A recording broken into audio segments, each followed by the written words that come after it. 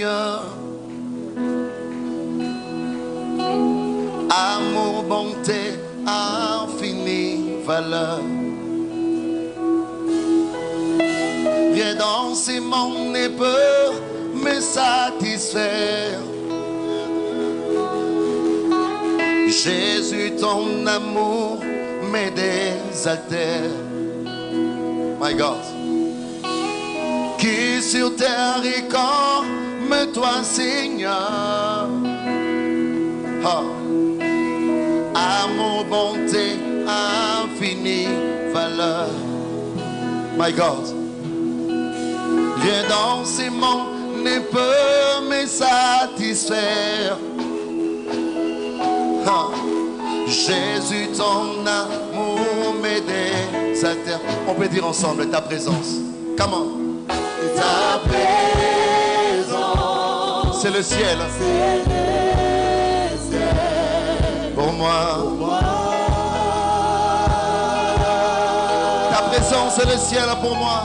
Ta présence. Ta présence. C'est le ciel. Pour ma vie. Ta présence. Ta présence. Ta présence. C'est le ciel. Pour moi.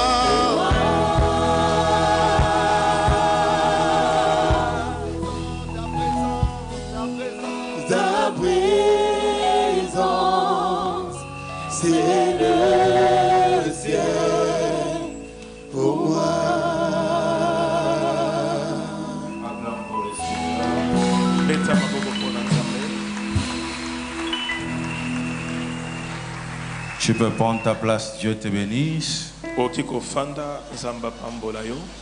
Je salue tous ceux qui nous suivent partout dans le monde.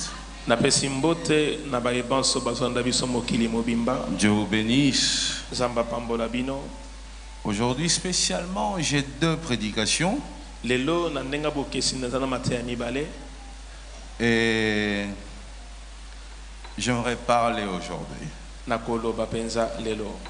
Et je pense que ça va aider un Congolais quelque part. Parce que je pense que le Congo a besoin de certaines vérités qui peuvent aider à changer de mentalité, surtout à être meilleur. Alors, comme je vous ai dit, j'ai 2 prédications aujourd'hui. Alors, la première prédication, je suis en train de chercher un thème, mais je n'ai pas trouvé. Comme vous savez, je ne suis pas fort en thème. Alors, j'étais en train de réfléchir à la maison. Je me dis, je peux proposer un thème. Par exemple, comment détruire Moïse Mbie. Ça vous va comme thème? Non, parce que je me rends compte que plusieurs aiment détruire les serviteurs de Dieu. Alors, je suis en train de proposer comment détruire Moïse Mbie. Ça va comme thème ou que je change? Ça va pas? Alors, bon, je vais faire mieux. Je vais prendre le terme qu'on utilise sur Internet. Comment écraser Yamomo? Ça va? Même ça va pas? Comment détruire un vrai serviteur de Dieu, par exemple? On peut prendre ça? Alors, vous savez, on a vécu une année avec beaucoup de réalités spirituelles, mais aussi des réalités qui étaient physiques. Beaucoup de combats, beaucoup de choses horribles qui ont fait mal, qui ont blessé plusieurs. Et j'ai choisi de parler aujourd'hui parce que j'ai pas eu le temps de faire le rapport de l'année passée. Et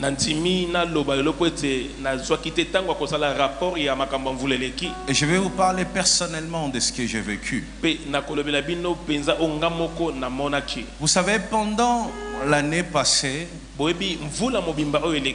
ça m'arrivait. De jours où je rentrais chez moi à la maison, suivez-moi bien, et je voyais de mouvements bizarres. Ça arrivait même parfois qu'on m'appelle par des garçons de mon quartier pour me dire, Pasteur Moïse, tu es où? On voit des gens bizarres qui sont en train de chercher où tu habites. J'ai vécu comme ça pendant toute cette fin d'année. Jusqu'à ce qu'il y a eu des messages même, des hommes, des femmes qui prophétisaient en disant Moïse Mbie va mourir. Et moi je pensais que cette lutte était seulement spirituelle. Jusqu'à ce que j'ai commencé à voir de mouvements bizarres autour de moi. Je voyais certains dimanches des personnes très bizarres qui essayaient de se déguiser en fou, en folle. Ils venaient ici comme de fous, mais dans le but de faire du mal devant mon bureau. J'ai vécu comme ça pendant cette fin d'année. Des messages où des gens écrivaient sur mon Facebook, sur les comptes de l'église, et plusieurs souhaitaient ma mort. J'ai commencé à me poser des questions. Pourquoi? Pourquoi? Jusqu'à ce que j'ai commencé à réfléchir, je pensais que j'étais le seul. J'ai commencé à réfléchir et j'ai côtoyé certains grands serviteurs de Dieu qui ont commencé l'œuvre de Dieu avant moi.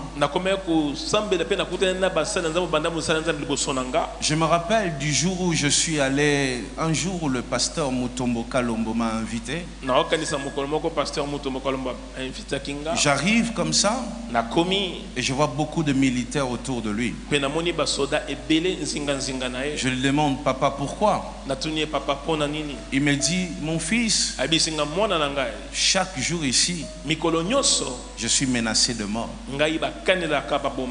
Je lui dis, pourquoi? Qu'est-ce que tu as fait? Il m'a dit, c'est simplement que j'ai une grande église. Et voilà pourquoi je suis menacé de mort. Des hommes et des femmes qui veulent me tuer.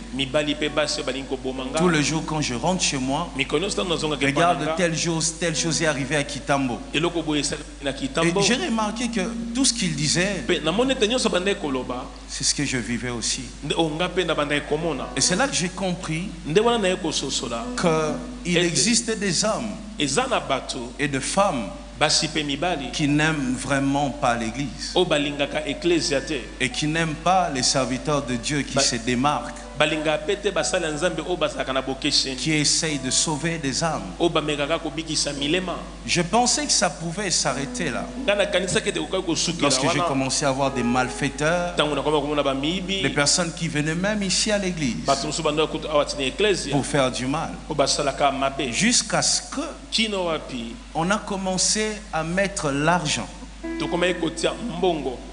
Je suis surpris de voir ici, d'entendre des témoignages de quelques personnes qui sont avec nous et même quelques personnes qui sont loin de l'église, qui ont voyagé et que le Seigneur a béni ailleurs. C'est surprenant d'entendre et de voir même de messages, des gens qui disent, on m'a appelé, on m'a dit, passe à la télé, fais un témoignage sur Pasteur Moïse, on te donne l'argent, on te donne une voiture et on te sécurise. J'ai dit, mais à ce point-là, je ne prenais pas ça au sérieux. Je doutais jusqu'à ce qu'on a commencé à m'envoyer des audios des messages vocaux, des messages comme ça, des, comment vous appelez ça, screenshot. En français, c'est quoi? Capture d'écran. Je voyais comme ça, et même parfois des gens que je connaissais, de frères, de sœurs. Derrière ces choses-là, j'ai commencé à voir ça, de frères, de personnes qu'on a connues à l'église. À ce point, à une autre, on a proposé $4000. À une autre, on est allé jusqu'à $10 000. Une autre, on lui a dit, bon, on va te donner $5 000. La personne a dit, si vous arrivez à 1 million, là je vends mon pasteur. Et moi je me suis dit, mais j'ai pas d'argent ces derniers temps, il fallait qu'ils viennent vers moi-même directement. C'est à ce point-là. Il y a le dernier témoignage que j'ai reçu. J'ai reçu ça hier à 22 h. D'un frère, lui c'est un frère, même pas une sœur, qu'on a contacté pour dire, passe à la télé, dis des choses sur le pasteur Moïse et nous on te paie. Je voyais même qu'on payait de femmes aller dans le bureau du pasteur Moïse et créer un scandale. Jusqu'à ce que j'étais obligé de mettre des caméras dans mon bureau. C'est à ce point-là. J'ai commencé à réfléchir. Je me suis dit, mais qu'est-ce qui se passe avec les hommes de Dieu dans ces pays? Même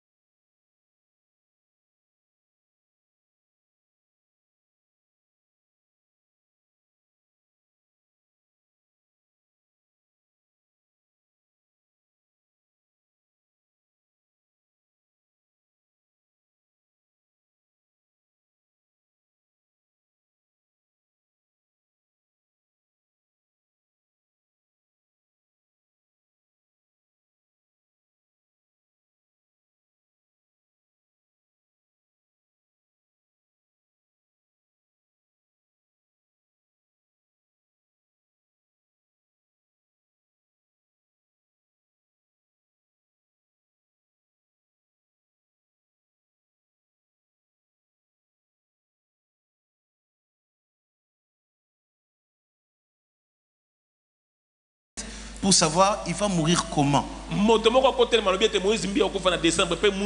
Jusqu'à ce qu'on a mis de malfaiteurs sur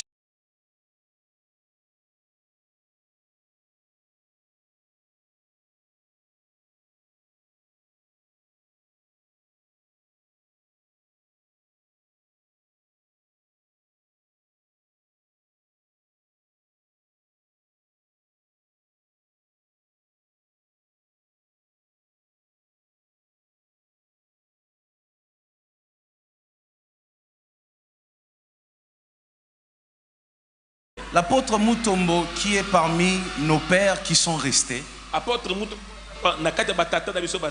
Mais comment on essaye de les tuer?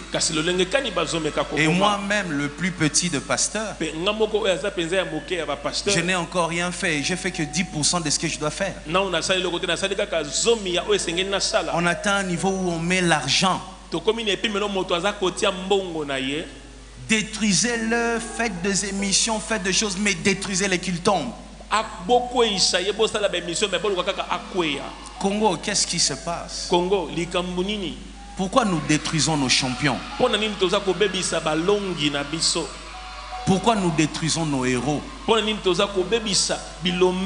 nous détruisons ceux qui font notre fierté? Lorsque dans les églises, tu vois des prédications qui parlent que des autres. Moi, Moïse Mbie, je suis peut-être le pasteur le plus insulté de ce pays. Au début, ça me faisait mal. Jusqu'à ce que j'ai appris à vivre avec ça. J'ai appris chaque matin à me lever et de voir mon nom en train d'être, je ne sais pas, traité de n'importe quoi. Chaque jour. Mais je ne savais pas. Je pensais que c'était juste des insultes. Je ne savais pas que ça pouvait atteindre un niveau où on mettrait des malfaiteurs, où on paierait des femmes, des hommes pour passer à la télé dire n'importe quoi. C'est incroyable. Lorsque j'entends les gens dire il ne se marie pas parce qu'il est quoi, magicien. Je vais vous dire une vérité. Quelque chose que je n'ai peut-être jamais dit. J'ai commencé à servir Dieu depuis mon enfance. J'ai été président des jeunes, dirigeant des chorales, prédicateur missionnaire, prédicateur en formation, assistant des pasteurs. J'ai fait ce travail-là pendant des années, jusqu'à ce qu'en 2011, au mois de juillet, on a décidé l'apôtre Mbie a décidé de faire de moi le pasteur principal ici. Lorsque je suis devenu pasteur principal, la première chose qui est passée dans ma tête, je dois me marier. La première chose qui est passée dans ma tête, je pensais à rien d'autre que les mariages.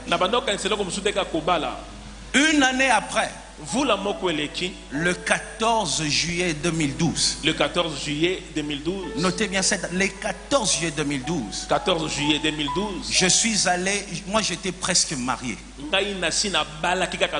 Vous tous ici, vous êtes en train de vous taper la poitrine, je suis marié. Vous avez pensé au mariage après moi. Vous tous, Carlos, Silos, vous avez pensé au mariage après moi. Après moi, il me restait le mariage religieux. Par la grâce de Dieu, j'avais rencontré une dame. À l'époque, on pouvait dire demoiselle. Une bonne personne. Une très belle personne. Une personne qui n'avait aucun problème. Et j'ai avancé vite. Et je vous parle du 14 juillet. Les 14 juillet. Il y a même des photos. Il y a même des photos. Je vous mettrai ça sur Facebook si vous voulez. Et Dieu m'a dit. Vous voulez que je mette ça?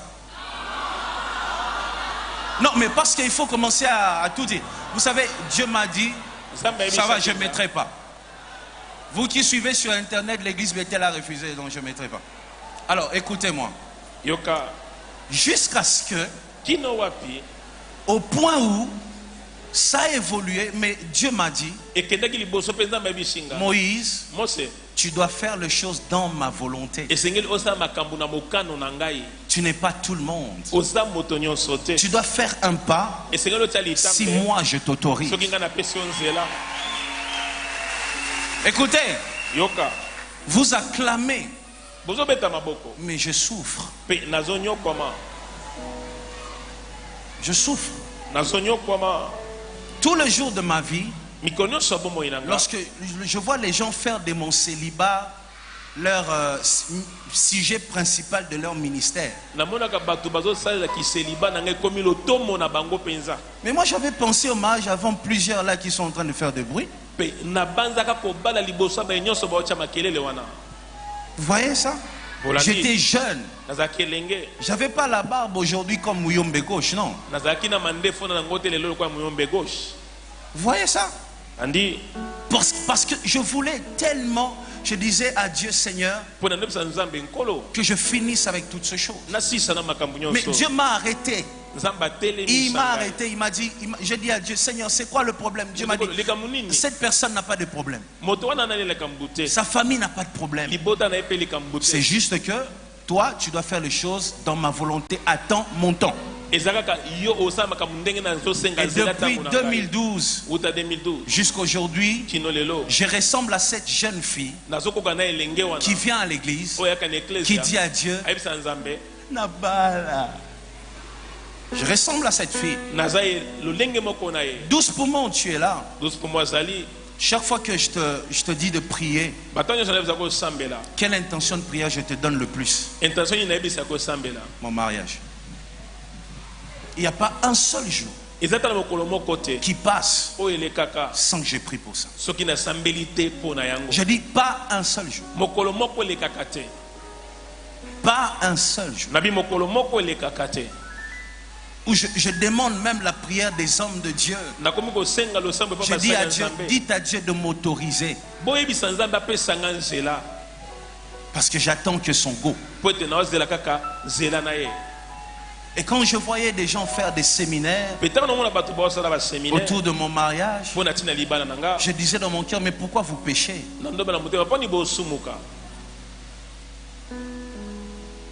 Si mon célibat n'était pas dans la volonté de Dieu, mon ministère n'allait pas avoir ses résultats. Après, il y en a qui disent, Moïse Mbi a fait ça pour remplir son église des femmes. Vous connaissez les pasteurs célibataires, ils sont nombreux, leurs églises sont remplies. Il fait ça pour remplir les gens dans ses concerts. Vous connaissez des musiciens célibataires, leurs concerts se remplissent.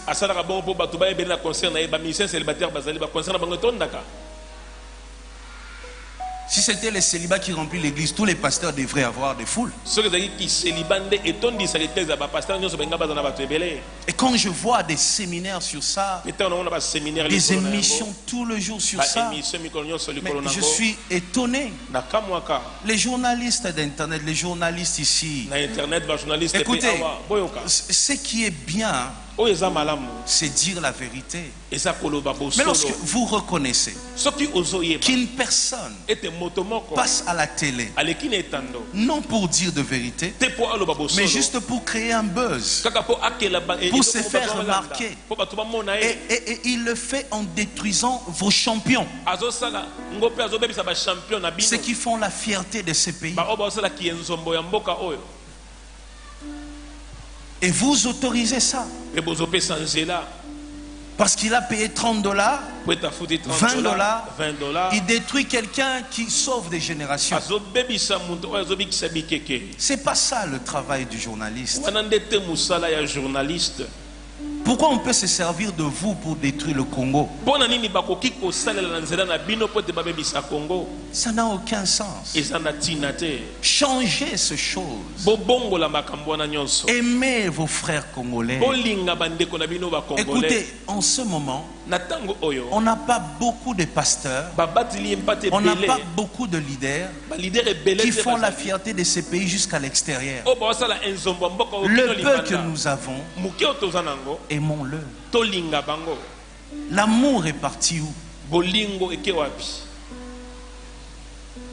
L'amour est parti où? Au point d'appeler une femme, lui dire prends l'argent, va piéger et qu'on filme. À ce point. À ce point. Si moi je tombe, vous gagnez quoi? Moi, si je laisse l'église, je vais aller faire un test à Renaissance, on me prend comme gardien.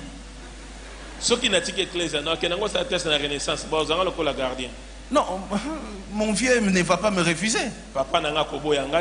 Mais toi, ton avenir, comment tu seras maudit? Comment tu vas tout rater?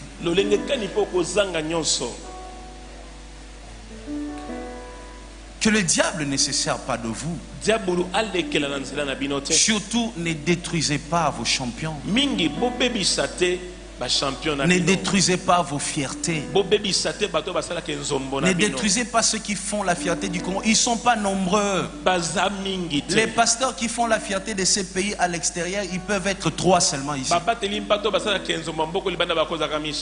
Il y en a qui font de bruit, qui s'arrêtent ici à Kinshasa. Même à Mbanzangu, on ne le connaît pas. Ceux qui font la fierté de ce pays, soutenez-le, portez-le, aimez-le, sécurisez-le. Arrêtez de tuer vos champions. Arrêtez ça. Arrêtez. Après, je vois, il y a une chose aussi, j'aimerais dire, parce qu'aujourd'hui je dois dire toutes les vérités. Je vois chaque fois qu'on écrit le nom de Mike Kalambai, à côté je vois et Moïse alors, et Moïse alors. C'est devenu comme si Mike Kalambai dort chez moi. Comme si c'est moi qui les fais boire les biberons. Mais c'est quoi? Mike Kalambai est un frère avec qui on a évolué dans la jeunesse. Et après il a fait son chemin. Aujourd'hui il a son église. Il a ses encadreurs. Il a ses pères, ses mentors qui sont dans la ville, qui les conseillent. Mais non, pourquoi quand il y a Mike Kalambai, Moïse Mbie? Si aujourd'hui il a un problème, dans son couple, moi, étant pasteur, tout ce que je ferais c'est prier. Et toi, église, ce que tu as à faire, c'est prier pour notre frère. Prier.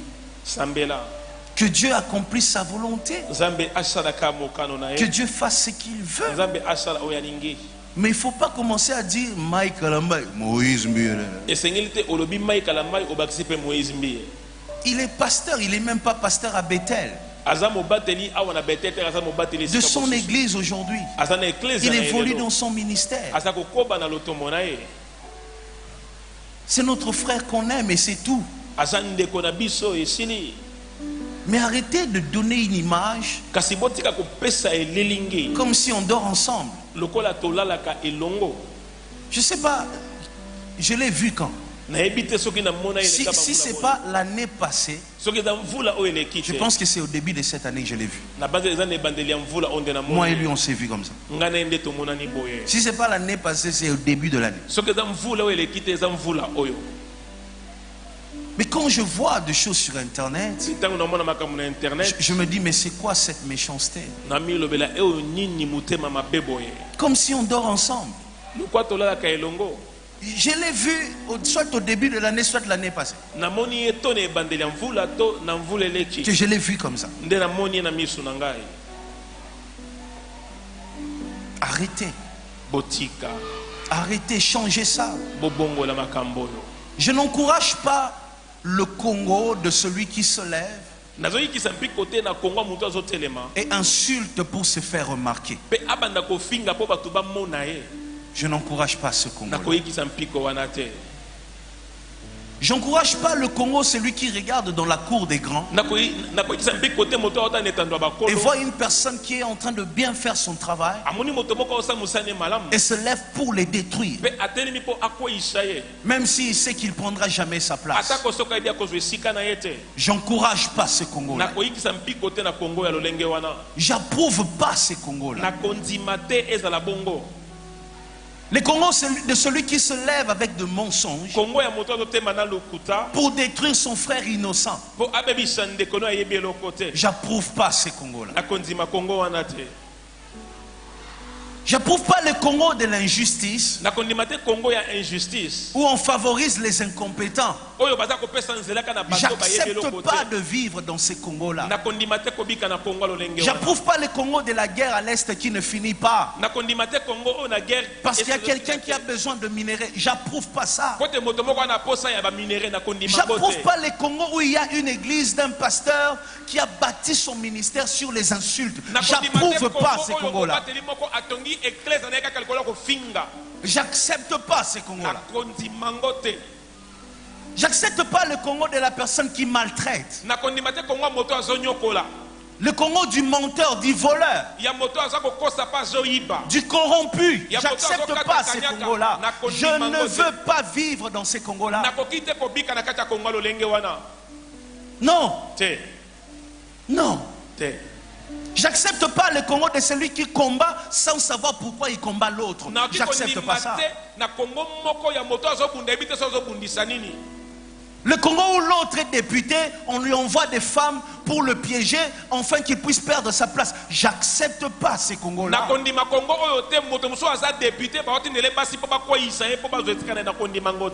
Le Congo où on utilise des femmes pour détruire les carrières de ceux qui ont l'avenir, j'accepte pas ces Congos-là.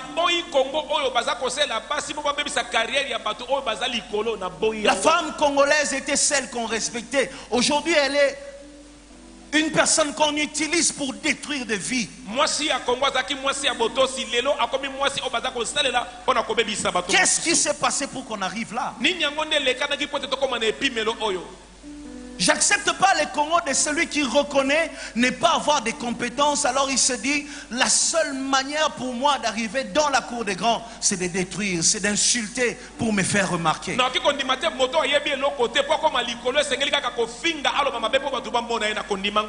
plus grande fierté, je le dis encore que le Congo écoute, ma plus grande fierté, c'est que je suis arrivé là où je suis sans avoir insulté quelqu'un. Je n'ai pas détruit quelqu'un pour être le Moïse Mbie que je suis. Le Congo que moi j'aime, le Congo de mes rêves, c'est le Congo où une femme se lève à 4 heures, va chercher le pain pour nourrir sa famille. C'est ce Congo-là. Le Congo de mes rêves. Les Congos, ceux qui ont des compétences, peuvent réussir leur vie sans être interrogés. C'est ce Congo-là. Les Congos où on voit des pasteurs qui se lèvent, qui cherchent la face de Dieu, qui guérissent des malades, qui font des miracles et qui font avancer leur ministère. C'est ce Congo-là que moi je veux. Les Congos, il y a des bons avocats, de vrais juges. C'est ce Congo-là que nous cherchons. Des Congos, des femmes qui sont prêtes à accepter la souffrance, mais protéger et garder leur dignité. C'est ce Congo-là que j'accepte. Le Congo des politiciens qui prônent des valeurs, des politiciens qu'on ne retrouve pas dans des bassesses, mais qui travaillent pour sauver des générations. C'est ce Congo-là qui est le Congo de mes rêves. On peut encore vivre dans ces Congos-là. C'est possible. Si moi et toi on se lève, on commence à lutter contre les antivaleurs. On commence à voir un innocent qui est en train d'être détruit, on se lève et on dit non, nous en avons marre, assez, ça doit s'arrêter. Jusqu'à quand nous allons voir, regarder comme ça nos héros en train de mourir,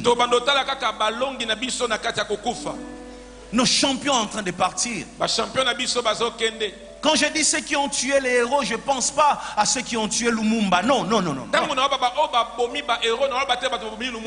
Tu n'es pas différent de ceux qui ont tué Lumumba. Lorsque tu te lèves un matin, tu te mets sur Internet, non pour exposer tes œuvres d'art, non pour exposer ta belle voix, non pour exposer ton talent, mais seulement pour détruire l'autre.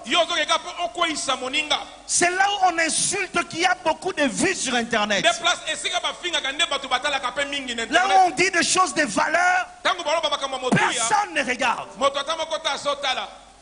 Et même le chrétien participe dans ces choses-là. Lorsqu'on entend une guerre, il y a un pasteur. Lorsqu'on entend empoisonnement, il y a un pasteur dans le groupe. Lorsqu'on entend tentation, il y a un pasteur. Pourquoi nous sommes en train de détruire l'image de l'église? Jusqu'à quand nous allons continuer à détruire nos champions? On gagne quoi? Le Congo ne se lèvera pas avec un blanc qui va venir. Le Congo va se lever avec l'amour des frères et sœurs congolais. Tant qu'il n'y aura pas d'amour, tant qu'on va travailler pour détruire, nous allons continuer à souffrir. Et sachez une chose, Dieu sait venger les innocents. N'oubliez jamais ça. Ça n'a rien à voir avec Dieu. Ça n'a rien à voir avec l'église. Même un innocent païen, même s'il est païen, mais s'il est innocent, son sang va crier.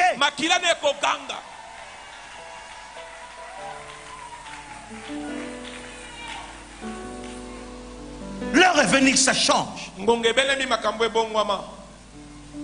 L'heure est venue que ça change. J'ai dit encore ma plus grande fierté, c'est que je n'ai détruit personne pour être ici.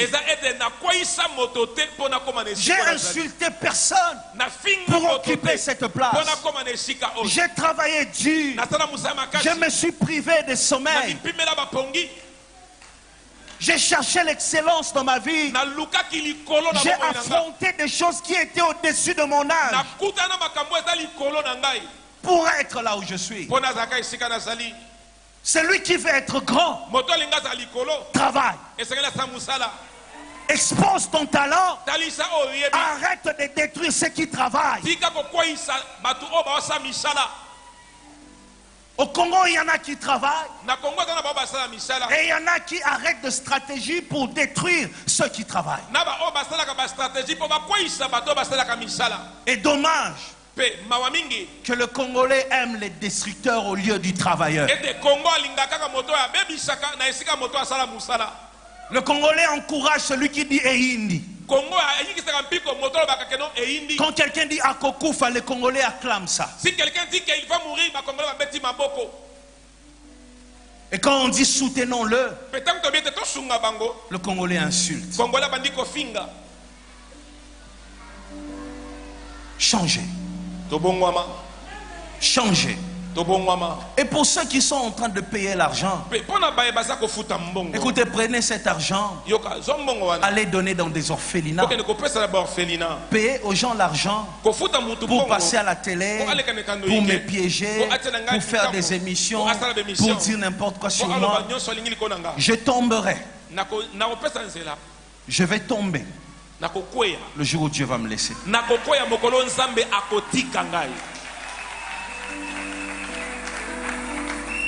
Arrêtez de gaspiller votre argent. Arrêtez. On ne touche pas au sein. On ne touche pas au oin. On ne touche pas. Si vous voulez être béni, n'osez pas toucher au oin. N'osez pas. J'avais 6 mois Le jour où on m'a béni. Le jour où on m'a consacré.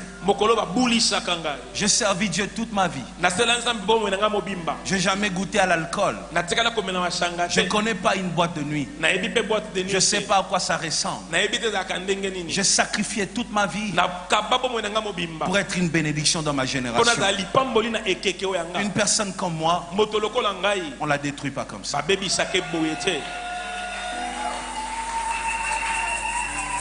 Changer. Et je parle pas seulement de moi. Je parle de toutes ces personnes qui sont victimes mais qui n'ont personne pour parler pour eux. Toutes ces personnes qui sont attaquées, détruites. Toutes ces personnes qui ont des héritages, mais des individus, parce qu'ils ont le pouvoir, sont en train d'occuper leurs parcelles. Je parle pour eux. Ceux qui vivent avec des blessures, pendant qu'ils ont le droit de tout posséder. Je parle pour ces orphelins-là, qu'on maltraite.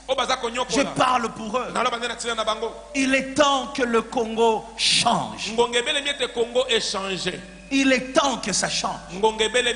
Respecte tout le monde. Respecte celui qui fait bien son travail. Quand tu l'observes, ne l'envie pas. Apprends de lui. Apprends. Là où il y a la réussite, il y a un secret que tu dois apprendre. Je réponds encore, Congolais, là où tu vois la réussite, ça veut dire qu'il y a quelque chose à apprendre. Si une personne a fait de pas, a avancé, a atteint les niveaux que toi tu n'as pas atteint, apprends. Ne combat pas. C'est pas en les détruisant que tu seras grand. C'est en apprenant que tu deviens grand. Changez toutes ces choses. Changez toutes ces choses. Moi, Moïse, je n'ai pas peur de la mort. Et si je dois aller plus loin, il y a même des jours où je souhaite la mort. Je le dis ici. Moi, je suis parmi les gens qui souhaitent parfois de mourir. Qu'est-ce que ce monde va me donner? Il y a quoi sur cette terre qui a retenu mon attention? Quoi? Je pensais que quand je serais béni, je serais heureux. Mais j'ai compris que le monde n'a rien pour me satisfaire. Et depuis le jour où j'ai compris que quand je vais mourir, je vais voir mon Dieu tel qu'il est. Depuis ce jour-là, je n'ai plus peur de la mort. Je me dis, si la mort va me rapprocher de Dieu, gloire à Dieu. Changer. Changez aujourd'hui. Pendant que je parle encore, pendant que vous remplissez cette église, et vous me suivez partout dans le monde, changez. Quand nous quittons ce pays, nous recevons l'amour. Quand nous revenons dans ce pays, on a l'impression d'être dans une prison. Qu'est-ce qui se passe?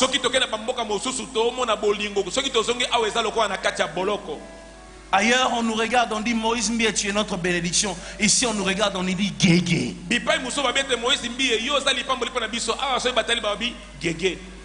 Sorcier. C'est tout ce qu'on a vu chez nous. Quand le Congolais m'a regardé, il a vu un féticheur. Quand un Ivoirien m'a regardé, il a vu une bénédiction.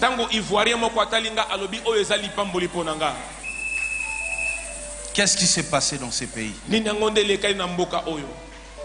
pour qu'on soit méchant à ce point? Et ma question c'est, comment on peut servir Dieu et être aussi méchant?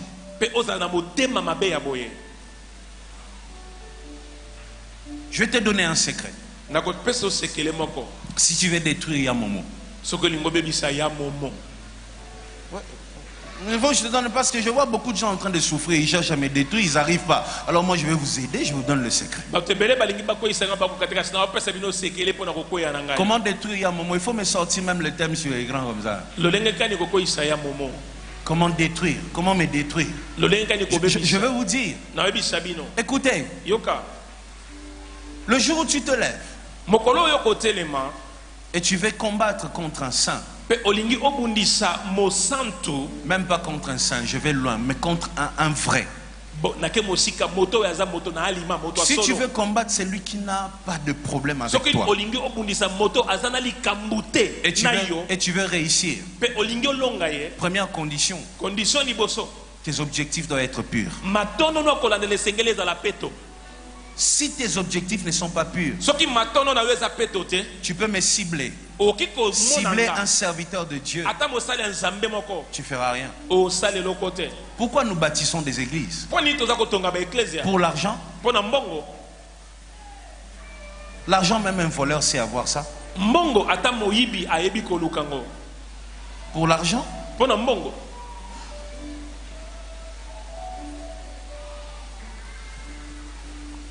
Quels sont tes objectifs lorsque tu vas dans le ministère?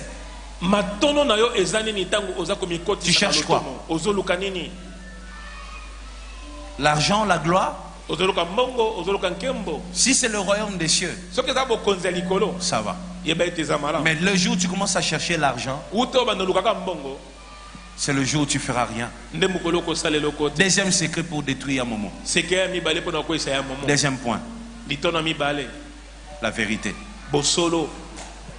Tu ne peux pas détruire la vérité avec le mensonge. Le jour où tu veux bâtir ton église, tu veux faire ton ministère, bâtis-le sur la vérité. La vérité. Dès que tu commences à mentir, tu sacrifies ton église. Moi, quand quelqu'un me combat, je regarde ces deux choses. Est-ce que les objectifs sont purs? Est-ce qu'il y a la vérité? S'il y a la vérité et les objectifs purs, là j'ai peur. Et là où je vois le mensonge, j'ai pas peur. Parce que je sais que ça n'ira pas loin. Veille sur ces choses-là. Tes objectifs et la vérité. Congolais, est-ce qu'on peut vivre avec amour? C'était une question. Est-ce qu'on peut vivre avec amour? Est-ce qu'on peut s'aimer encore? Est-ce qu'on peut encore marcher ensemble main dans la main? Est-ce que tu es capable d'acclamer lorsque celui qui réussit devant toi est en train de faire sa vie et que toi tu n'as encore rien, mais tu bénis Dieu? Est-ce que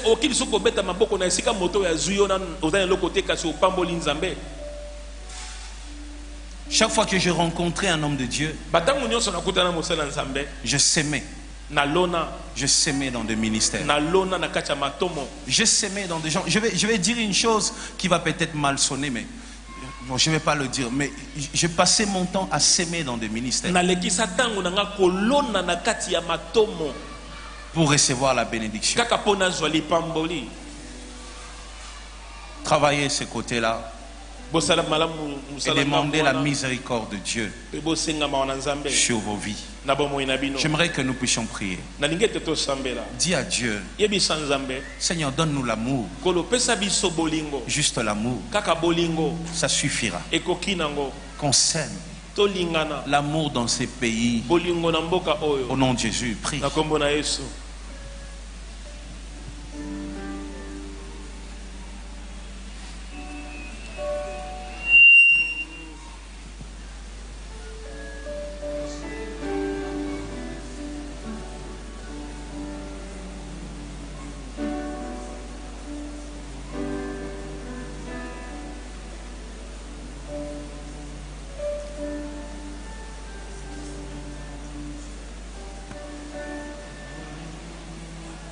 Parle à Dieu, dis-lui, Seigneur, donne-moi l'amour. Et donne dans mon pays l'amour. Qu'on s'aime. Qu'on arrive à s'aimer. Pas, qu'on arrive à s'aimer.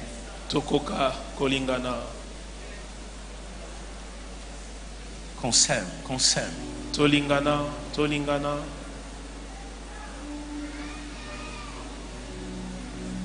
Qu'on s'aime.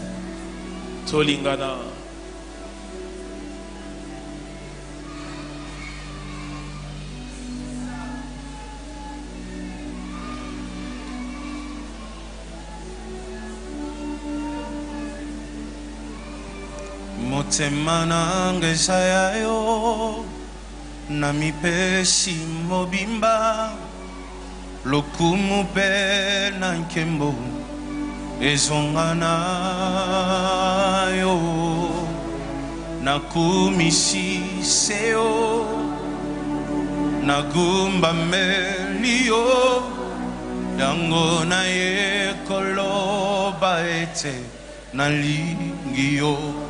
On peut le refaire ensemble. Motema nangezayo, motema nangezayo. Plus fort, nami pesi mobimba. Lokumue ezonga nakumisi seo nagumba melio. Oh, kolona ye kolo baete nalingio. On y va, nalingio, le refrain. Nalingi. Oh, kolona nalingio. Oh, nalingio, nalingi.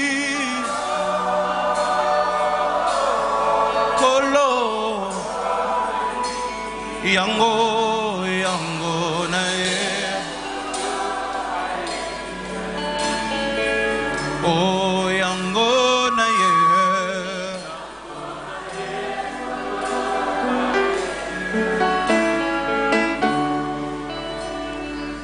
Yesu aye nabangani nabanga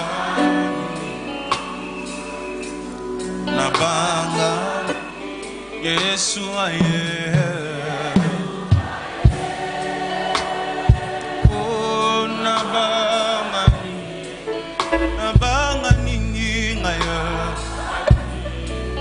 nabanga ninyo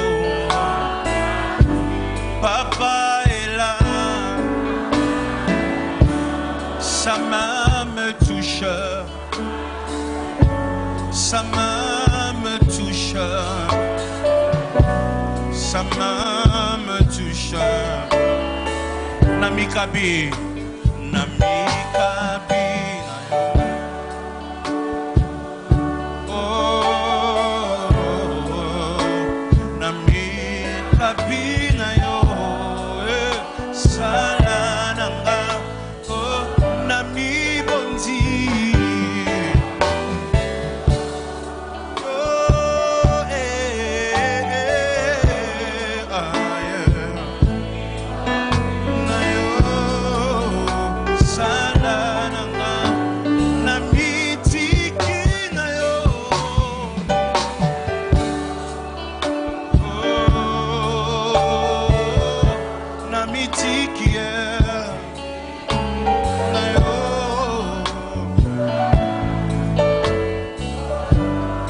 On va dire une dernière chose, on va dire Epesa melayo kolongo la son yambo kananga. On y va. Epesa melayo kolongo la yambo kananga. Plus fort, epesa melayo kolongo la son yambo kananga. Une dernière fois, épée, ça me l'a yo.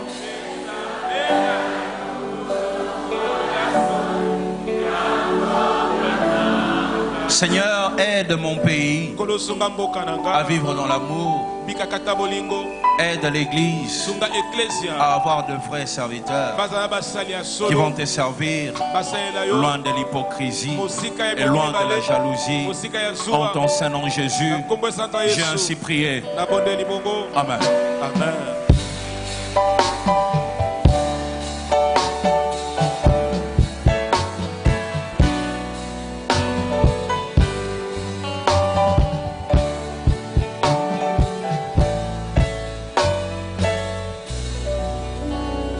Je vais te dire deux choses aujourd'hui.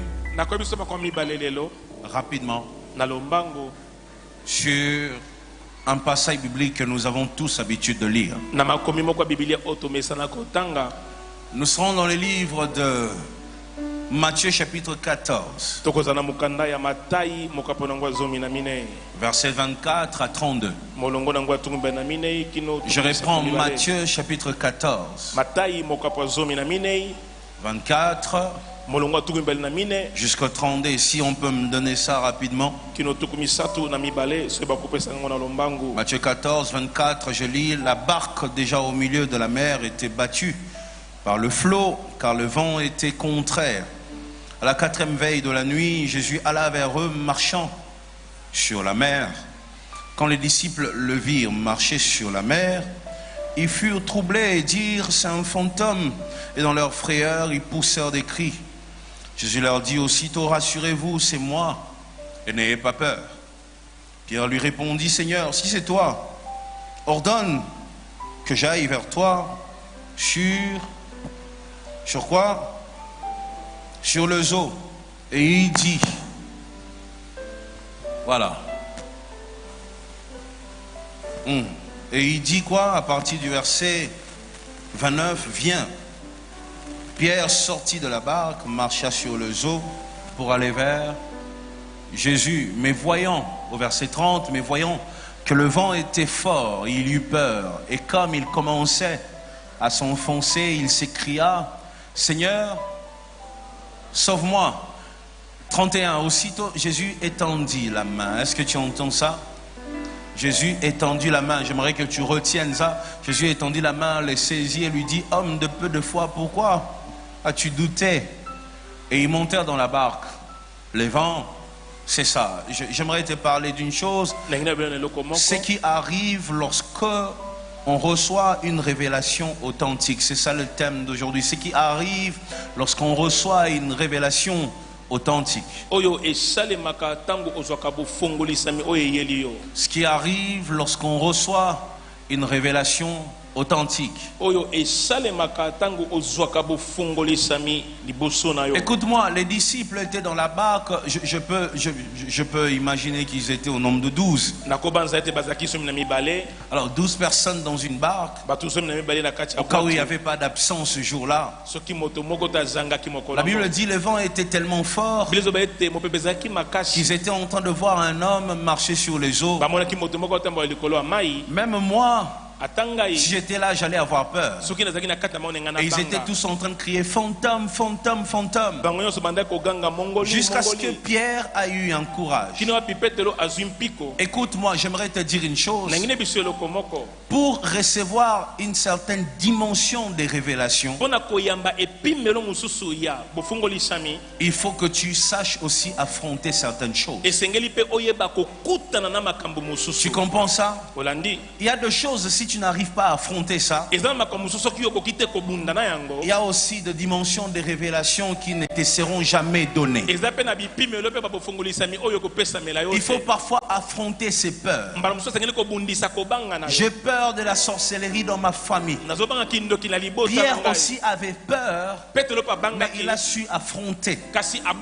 C'est normal d'avoir peur, mais ce n'est pas bien de laisser la peur te guider.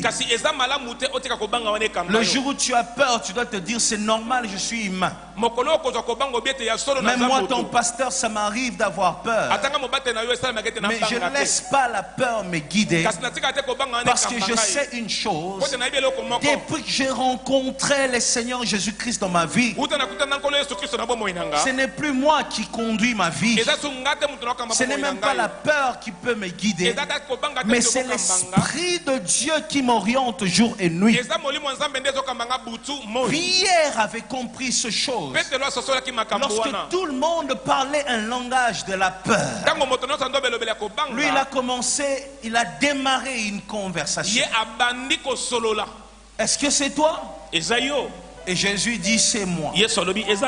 Et malgré les bruits du vent, lui il arrivait quand même à entendre le Seigneur. Une deuxième chose avant d'entrer dans ma prédication, malgré les bruits du vent, tu dois être capable de continuer à entendre ton Dieu. Je réponds encore, malgré les bruits du vent, tu dois être capable de continuer à entendre ton Dieu. Et il y a une chose que le Saint-Esprit est en train de me dire pendant que je parle ici. J'entends la voix de Dieu. Une voix est en train de me dire, Moïse, comment Pierre a fait pour entendre la voix de Jésus-Christ au milieu du vent? Écoute, lorsqu'il y a le vent et que ce vent est fort, dans les eaux, peut-être que tu as déjà voyagé par la mer ou le fleuve, avec les bruits de vagues, tu ne peux pas entendre la personne qui est dans l'autre barque. Mais regardez, Pierre était capable de continuer à entendre la voix de Dieu. Vous savez pourquoi? Malgré les vents, il entendait. Parce que sa communication avec Dieu n'était pas une communication physique mais spirituelle. C'était une communication spirituelle. Lorsque ta relation avec Dieu reste basée sur des choses matérielles, il y a des choses qui vont t'échapper lorsque le bruit du vent sera très fort. Mais lorsque ta relation avec Dieu est bâtie sur des choses spirituelles, les richesses du royaume, même lorsque le vent soufflera, tu continueras à entendre la voix de ton maître. Tu continueras à entendre la voix du maître. Pierre arrivait encore à entendre parce que sa relation, cette communication était basée sur les spirituels. Bâtis ta relation avec Dieu sur des choses spirituelles, et les vents, les tempêtes n'arriveront jamais à interrompre cette communication. Parfois lorsque tu te plains, parfois lorsque tu pleures, tu dis Seigneur, mais ces derniers temps j'entends pas la voix de Dieu. Ces derniers temps Dieu ne me parle plus. Dieu continue à parler. Mais c'est nous sommes tellement préoccupés par tout ce qui se passe autour de nous que nous n'arrivons pas à saisir le langage de Dieu. Commence à t'attacher à ce qui est spirituel. Et tu vivras une vie de révélation. Je rentre dans ma prédication, écoutez-moi. Lorsque Pierre commence à parler avec Jésus, finalement, Jésus lui dit une chose.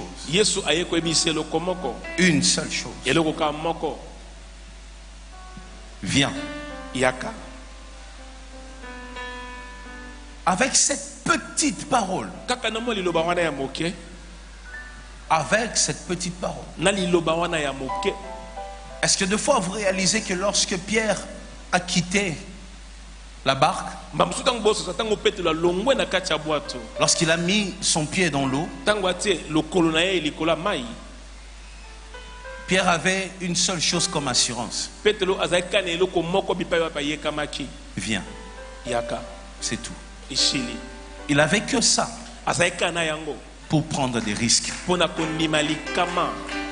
Je réponds encore, Pierre n'avait que cette petite parole pour prendre des risques. C'est nous qui cherchons que Dieu nous parle par des tonnerres. Parfois Dieu te dit donne. Parfois Dieu te dit viens. Parfois Dieu te dit laisse. Parfois Dieu te dit vas-y. Parfois Dieu te dit tu le feras. Je me souviens encore lorsque j'ai démarré mon ministère. Un pasteur canadien était allé prêcher, était venu prêcher. Et j'étais encore à l'époque coordonnateur de jeunes. Dieu me donnait beaucoup de révélations sur mon avenir. Je suis allé vers lui. Il avait beaucoup de gens. On faisait la queue comme ça pour qu'il prie pour nous. J'attendais. Et lorsque mon tour est arrivé, je suis allé devant lui. Je lui ai dit, pasteur, on l'appelait à l'époque Bishop. Je lui ai dit, Bishop, moi, Dieu me dit je vais les servir. Dieu me dit qu'il m'appelle pour de grandes choses. Je lui disais tout ce que Dieu m'avait dit. Et quand je finis, il m'a dit mets-toi à genoux. Dès que je me suis mis à genoux, il m'a dit tu le feras. Et moi je le regardais. J'attendais qu'il continue. Il m'a dit tu le feras. Et puis moi j'attendais, il m'a dit lève-toi, il y a d'autres personnes. Je me suis levé ce jour-là, j'ai attendu près d'1 heure pour recevoir seulement une parole. Tu le feras. Moi je n'étais pas satisfait parce que je voulais qu'il parle en langue. Yondo boum boum boum boum. J'attendais ça. J'attendais qu'il s'agite. J'attendais qu'il prenne l'huile, qu'il mette sur mon front et qu'il me dise oh mon fils, je vois. Mais pendant que j'attendais ça, lui m'a regardé, il m'a dit tu le feras. J'étais tellement déçu. Je m'étais senti négligé, méprisé. À l'époque, dans ma pauvreté, je me disais peut-être comme j'ai rien emmené. Voilà pourquoi il m'a juste dit ça. Et pendant que j'étais en train de partir, je regardais maintenant comment il faisait avec les autres. Maintenant quand je vois qu'une maman vient et puis il prend son temps, dans mon cœur j'ai dit t'as aventurier. Les aventuriers. Ouais, cette maman là parce qu'elle a ramené l'argent. J'ai commencé à murmurer parce que cette parole ne me suffisait pas. Mon regard était tellement physique. J'étais habitué aux longs conseils des parents. Et je voulais que même dans les choses de Dieu, que j'entende de longs discours, de choses qui vont prendre 1 heure du temps. Oh, Dieu ne marche pas comme ça. Est-ce que tu peux dire à quelqu'un, Dieu ne fonctionne pas comme ça? Dieu ne fonctionne pas comme ça. Juste avec cette parole, il m'a dit tu vas le faire. Et jusqu'aujourd'hui, chaque fois que j'avance, à chaque saison, parfois lorsqu'il y a des difficultés, Dieu me rappelle la parole de ses serviteurs. Dieu me dit il t'avait dit tu le feras. Avec une petite parole, j'ai su écrire toute une histoire. Lorsque tu viens en Dieu, parfois la révélation ne sera pas quelque chose qui va prendre 1000 ans. Ça ne prendra pas des heures. C'est parfois une petite parole qui sort de la bouche d'un jeune prédicateur. Mais une parole que tu reçois avec foi. Et cette parole arrive à transformer ta vie. Tu marches avec quoi? Tu avances avec quoi? Tu évolues avec quoi? Lorsque tu reçois une révélation, que ce soit une petite parole, juste un songe, quelque chose que tu peux négliger. Parfois c'est juste une petite prophétie. Quand tu reçois ça, sache que chaque révélation ramène dans ta vie un pouvoir. Je reprends encore. La révélation ramène un pouvoir sur ta vie. La révélation dépose un pouvoir sur ta vie. Et lorsque cette révélation est vraie, lorsque cette révélation est authentique, Dieu me demande de parler à une sœur ici, de lui dire ce que Dieu t'a dit, tu vas le faire. J'entends ça, je ne sais pas c'est qui, mais Dieu me dit de dire à une personne ici, c'est une femme. Dieu me dit ce que Dieu t'a dit, ce qu'il t'avait dit, tu vas y arriver, tu vas le faire, ça va se faire. Et crois seulement, ça va se faire. Ce qu'il t'a dit.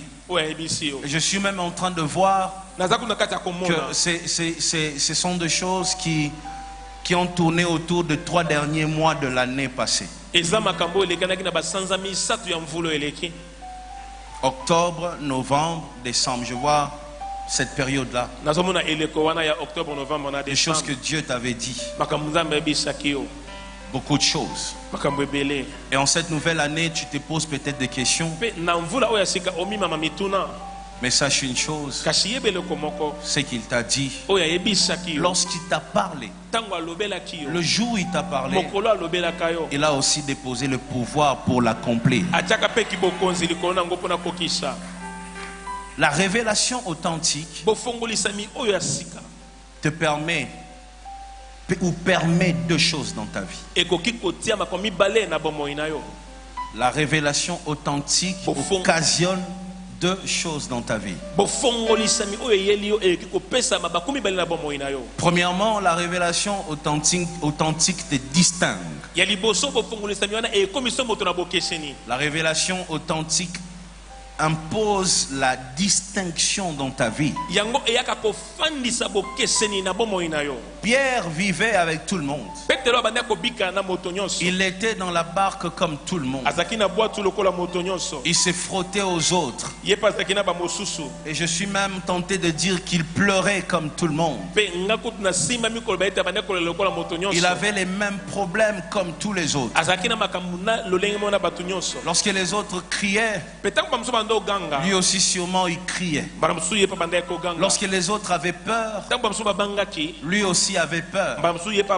Écoutez, comment expliquer une personne qui est dans la barque, qui a peur, mais juste après avoir reçu une parole, la personne qui avait peur du vent s'est exposée dans les eaux seule. Comment expliquer ça? Une personne qui est dans un confort. C'est comme si, je donne un exemple pour que tu comprennes bien. Tu es dans un avion et vous traversez une zone de turbulence. Il y a des secousses. Vous tous, vous êtes en train de pleurer. Et subitement quelque chose se passe. Je ne sais pas si ça peut se faire comment. Mais tu acceptes de te retrouver en dehors de l'avion. Et là, en dehors, tu n'as plus peur. Là où Pierre était en sécurité, il avait peur. Lorsqu'il se retrouve exposé, il n'a plus peur. C'est ça le pouvoir d'une révélation. Une révélation te distingue, te met à l'écart. Tu ressembles plus aux autres. Tu seras différent. Une particularité dans ta génération. Tu feras des choses incroyables. Tu vas dépasser les limites de ta famille. Tu ne dépasses pas les limites de ta famille avec les noms de ton père. Tu dépasses les limites de ta famille avec une révélation. Est-ce que vous comprenez aujourd'hui que Joseph a fait des exploits avec une révélation? Dieu lui a parlé et il a commencé à vivre avec un rêve. Si c'est Dieu qui t'a parlé, sache que en cette année 2020, c'est ce que Dieu t'a dit qui va provoquer la distinction dans ton milieu. Est-ce que tu crois à la distinction ce matin? Est-ce que tu crois à la distinction cette année? Au nom de Jésus-Christ, que toutes les révélations que tu as reçues l'année passée et même les révélations que tu es déjà en train de recevoir puissent imposer la différence, la distinction dans ta vie au nom de Jésus-Christ. Sois différent de ceux de ton entourage. Sois différent de ceux de ta famille. Dépasse les limites de ta maison. Dépasse les limites de ton père. Dépasse les limites de ta mère. Dépasse les limites de tes frères. Là où ils ne sont pas arrivés, toi tu vas arriver. Là où ils n'ont pas mis les pieds, toi tu mettras les pieds. Ceux qui n'ont pas touché, toi tu vas toucher. Là où ils ont échoué, toi tu vas réussir. Que la main de Dieu te distingue. Écoute, cette année c'est une année dans le verbe pâturage. Et dans le verbe pâturage, il faut que tu te distingues. Je suis en train de parler à une personne. Depuis que tu es né, tu as vécu comme tout le monde. Tu as pleuré comme tout le monde. Tu as marché comme tout le monde. Tu t'es lamenté comme tout le monde. Et je suis en train de dire, tu as douté comme tout le monde. Parce que Dieu est en train de me parler. Il me dit, Moïse, les doutes. Plusieurs sont entrés dans cette année 2020. Mais avec des doutes dans le cœur. Je me dis, même si tu as douté comme tout le monde, mais il y a une chose, la révélation que tu reçois, cette révélation, elle est peut-être petite à tes yeux, mais c'est ce qui changera toute ta vie cette année. Les hommes imaginent beaucoup de choses. Les hommes attendent beaucoup de choses. Beaucoup de choses. Il y en a qui reçoivent des révélations, mais qui se disent, il faut que telle personne, il faut qu'il y ait une relation. Dieu est capable là où tu connais personne de t'ouvrir une porte qui pouvait s'ouvrir que par des grandes relations. Je sais de quoi je te parle. Je sais très bien de quoi je te parle. Cette année, tu réussiras avec une révélation. Avec une révélation. Tu feras de grandes choses avec une révélation. Avec une révélation. Regarde bien dans toute la Bible. Lorsque les hommes se sont retrouvés loin de Dieu, la première chose qu'ils ont perdue, c'est l'esprit de la révélation. Chaque fois que les hommes se sont retrouvés loin de Dieu, c'est la voix de Dieu qu'ils n'entendaient plus. Parce que Dieu accorde la révélation à ceux qui sont appelés à aller loin. Ceux qui sont appelés à aller loin. Écoute, lorsque tu montes dans un 207, il y a même un système, on dit Totongi Rai. Et dans les Kotongarai, tu peux voir une personne venir se tenir devant toi. Ça nous arrive de monter dans un bus. Tu ne vois pas devant.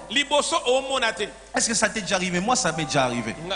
De monter dans un bus où je ne vois pas ce qui se passe devant. Tout ce que j'entends, c'est la voix du receveur. Septième yango, nous sommes à 7e, donnez-moi de l'argent. C'est tout ce que j'entends. Mais regarde bien. On peut construire votre on appelle ça rail, hein? On peut placer 1000 personnes devant toi. Mais il y a une seule personne dans le bus. On peut placer des hommes, des femmes devant tout le monde. Mais on ne placera jamais un homme devant le chauffeur. Jamais. Pourquoi? Celui qui est conduit doit voir. Donc la vision, c'est le domaine de leader. Vois au nom de Jésus. Vois au nom de Jésus. La vision, c'est le domaine de conducteur.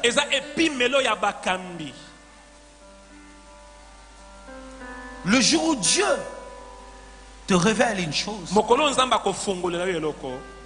sache, tu es appelé à conduire. Comment je saurais que j'irai loin dans la vie?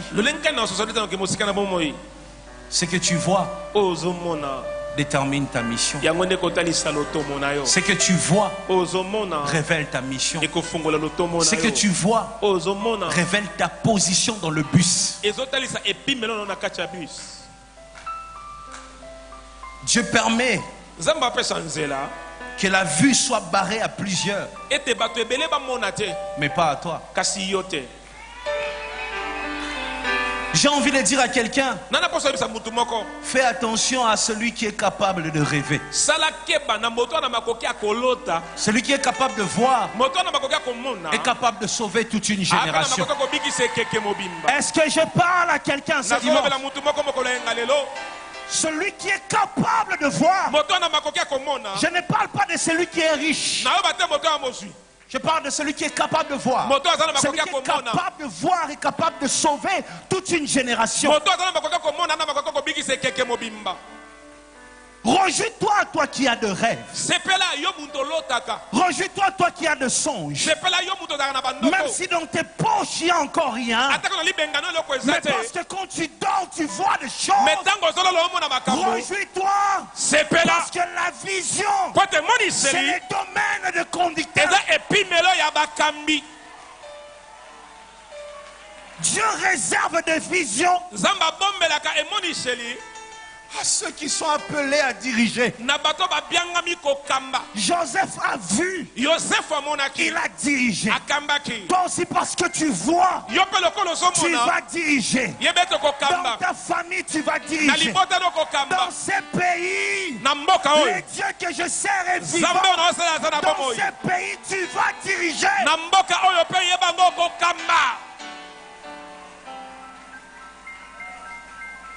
Le signe que tu vas diriger, c'est la vision. Mais toi que je te parle, dans le monde spirituel, on accorde la vision à celui qui est appelé à emmener les autres.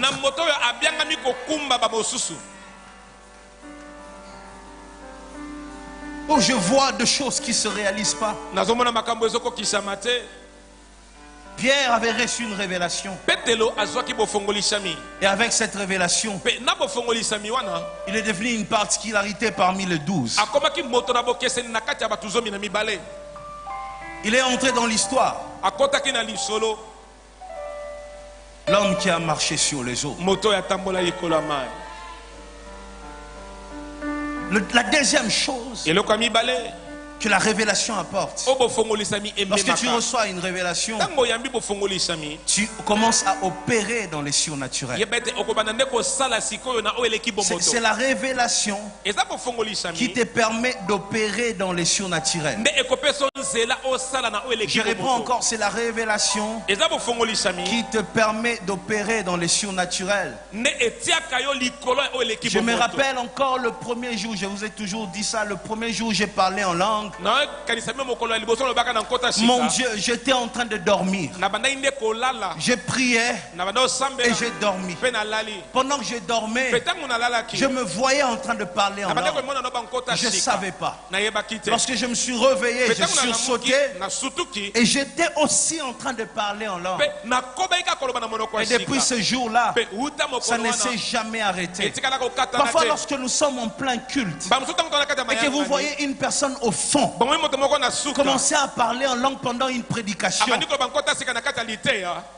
Comprenez une chose. Son esprit vient d'enregistrer une révélation. Son esprit vient d'enregistrer une révélation. Il y a plusieurs choses.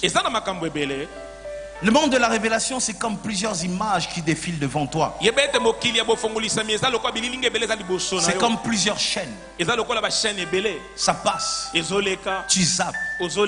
Mais lorsque c'est qui te concerne, lorsque tu vois ce qui t'appartient, tu retiens ça. Ça reste. Parce que c'est ton domaine. Ton esprit est compatible à cette révélation. Le problème dans une prédication, ce n'est pas les 45 minutes. Ce n'est pas les 120 minutes du prédicateur. Le problème dans une prédication, c'est d'être capable de saisir. Parfois même pas une phrase. Parfois c'est juste un mot. Une seule chose que tu saisis, qui est compatible à ta situation. Quand je prêche, qu'est-ce qui est compatible à ta situation? Saisis ça. Saisis. Pendant que Pierre entendait fantôme, fantôme, fantôme, il laissait passer ces informations jusqu'à ce qu'il a entendu viens. Parce que dans son cœur, il avait envie de venir. Il disait dans son cœur, si c'est toi, que je vienne. Avant que Dieu agisse, il crée un désir dans ton cœur. Il crée une soif. Lorsque tu vois Dieu créer une soif, c'est-à-dire il a une provision à déposer dans ta vie. Attention, fais très attention aux périodes où tu ressens un vide en toi. Est-ce que je peux parler comme un prophète? Est-ce que tu permets que je sois profond? Écoute, fais attention aux périodes où tu ressens un vide en toi. Ces derniers temps, je ne comprends pas. Je ressens une tristesse. Ces derniers temps, je ne comprends pas. Il y a un vide en moi. Et c'est là que plusieurs pêchent. Cette sœur-là, lorsqu'elle a ressenti le vide, elle a couru vers son copain. Ce frère-là, lorsqu'il a ressenti un vide, il a couru Paris Match. Paris Foot. Tu vois? Nous essayons de combler nos vides par des choses physiques.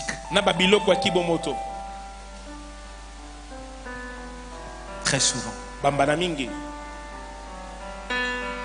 Regardez. Samuel. Il a entendu une voix. Samuel. Ça a créé une soif en lui.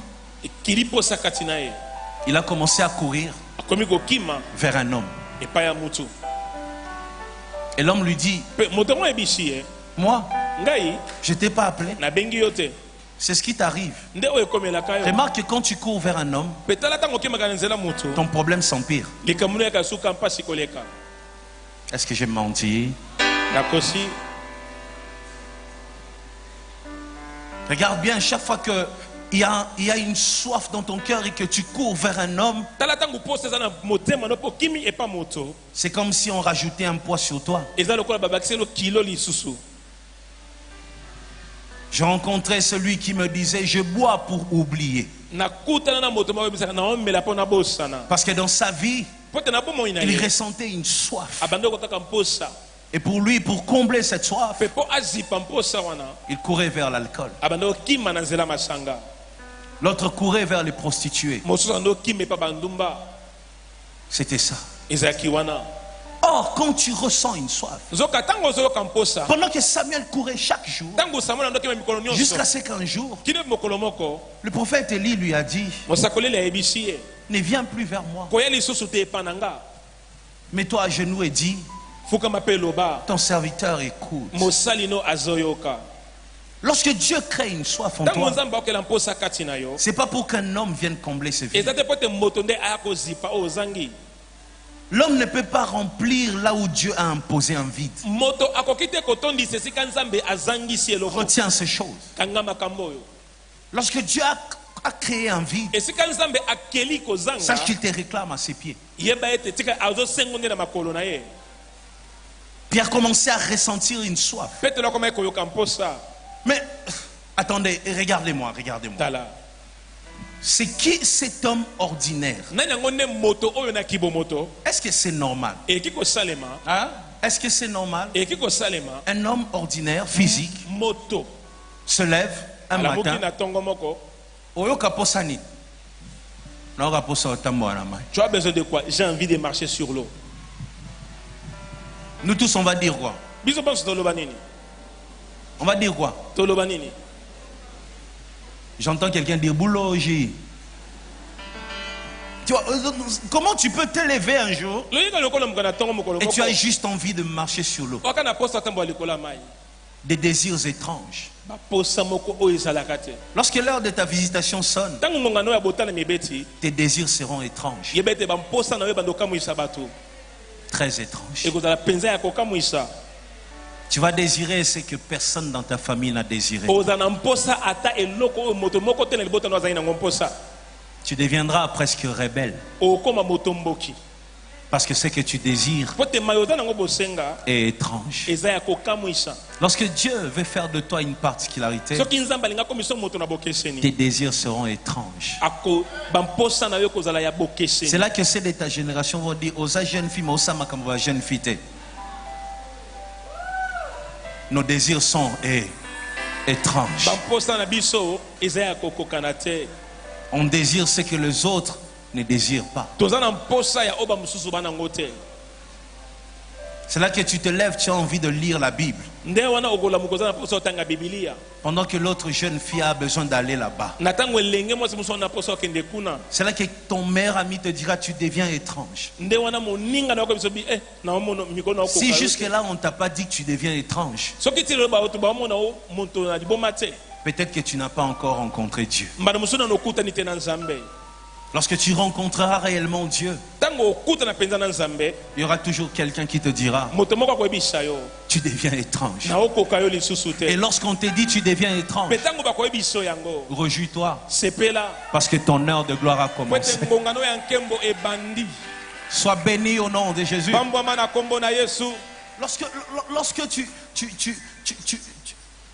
tu reçois une révélation, tu opères dans les surnaturels. Il met son pied. Il commence à avancer. Et vous savez une chose, si je peux vous le dire,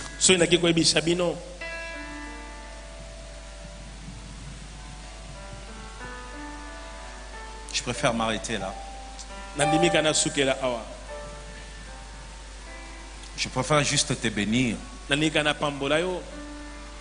Je vais continuer cette prédication lorsque j'aurai encore l'occasion. Je vais enchaîner. N'oublie pas une chose que tu dois retenir. Lorsque l'heure de ta visitation sonne, tu auras des désirs étranges. Tu auras envie de quitter des personnes que tu as aimées. Parce qu'ils sont plus compatibles au lieu où Dieu t'emmène. Lorsque l'heure de ta visitation sonne, tu ressentiras de choses étranges. C'est là que Paul est en train de dire, ce qui était moi, pour moi comme un gain. Je commence à regarder ça comme une perte. Et il dit même comme la boue.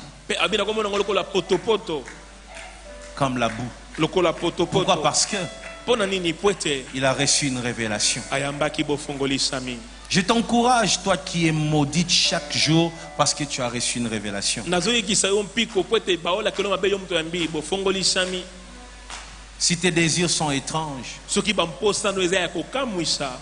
ton miracle aussi sera étrange. Laisse-moi te bénir. Qu'un miracle étrange,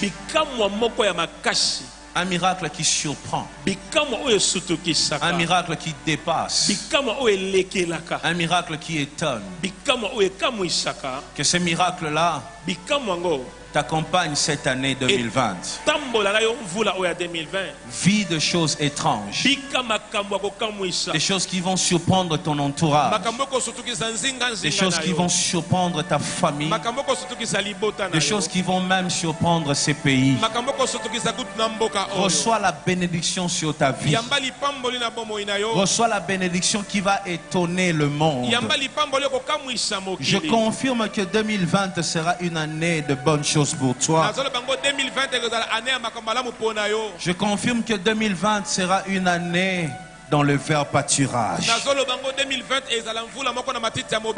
Tu vivras en paix cette année. Tu vas construire en paix cette année. Tu vas évoluer en paix cette année.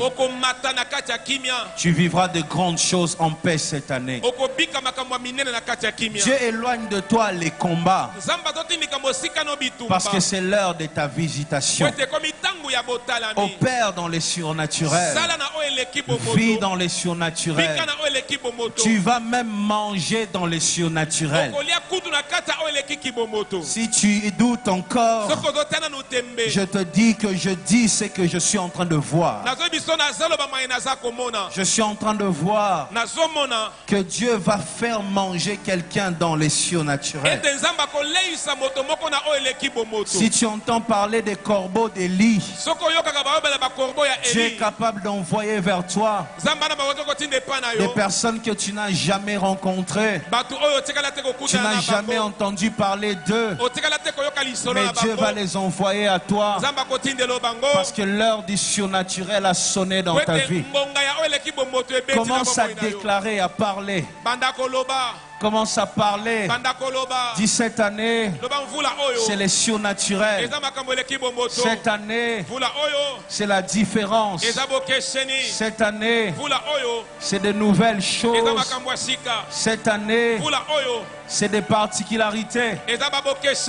Par la haute voix, déclare. Je vous invite au choix de la foi en Dieu. Car si vous voulez courir, lui seul peut vous faire courir aussi vite qu'un guépard. Lui seul peut vous rendre aussi dur qu'un roc. Moïse Mbie Ministries, venez rencontrer Dieu.